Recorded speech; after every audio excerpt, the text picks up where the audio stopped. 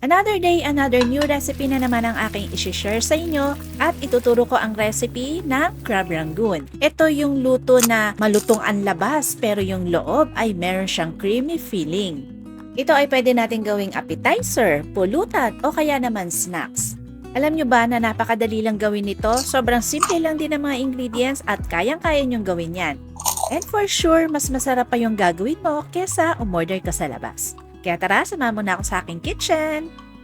At para naman sa ating mga ingredients, kailangan natin dito ng imitation crab sticks. Iiwain lang natin o tatatarin natin yan ng maliliit. Maglalagay din tayo dito ng spring onions o dahon ng sibuyas. Hiwain din natin ng maliliit.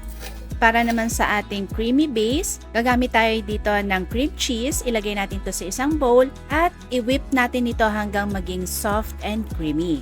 Maglalagay din tayo dito ng kaunting mayonnaise for additional creaminess. Isang clove ng garlic, i-grate lang natin yan, and additional garlic powder, konting asukal, white pepper, oyster sauce, and Worcestershire sauce. Haluin hanggang maging well combined at habang ginagawa natin ito, baka naman hindi ka pa nakasubscribe sa ating channel. I-click mo na yung subscribe button para nakafollow ka na at ma-notify ka kapag meron tayong mga bagong uploads at yung mga ganitong bagong recipes. Kapag nakita nyo okay na yung ating cream base, ilagay na natin yung ating crab sticks na tinadtad at yung ating spring onions. Haluin lang natin na maigi yan at kapag okay na, pwede na natin yan ibalot.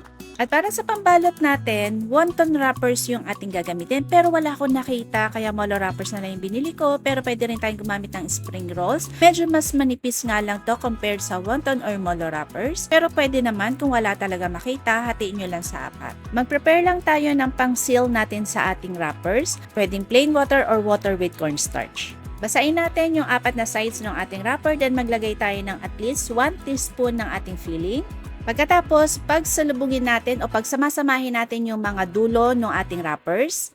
At para makasigurado tayo na nakasealed yung pinakadulo, pisilin natin yan ng maigi para sure tayo na hindi siya bubuka kapag pinirito natin mamaya. At yung mga sides naman, ganun din, pisilin natin siya ng maigi from the tip hanggang dun sa dulo.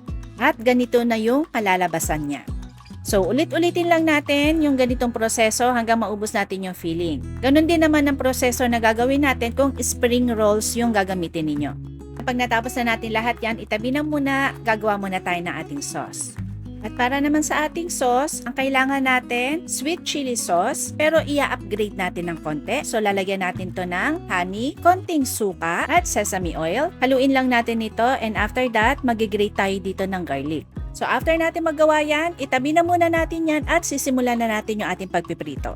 Sa isang kawali, maglagay tayo ng sapat na mantika pang deep fry. At yung apoy nga pala na gagamitin natin dito ay medium flame at kapag mainit na ang mantika, ilagay na natin isa-isa ang ating crab rangoon.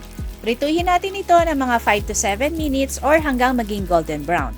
Kapag okay na ang pagkakaprito, ilagay na natin yan sa oil strainer. Meron nga pala akong ginagamit dito na foldable oil strainer. Baka bet ninyo. Yung link niyan, ilalagay ko sa ating tag products. Baka magustuhan ninyo at para makapag-checkout na rin kayo.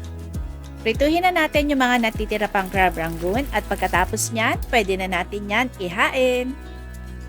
O diba, posible talaga na makagawa tayo ng restaurant style na crab rangoon. Hindi na tayo kailangang umorder sa labas, gumawa na lang tayo. Alam mo na ha kung ano yung susunod mong gagawin. Okay, kain na!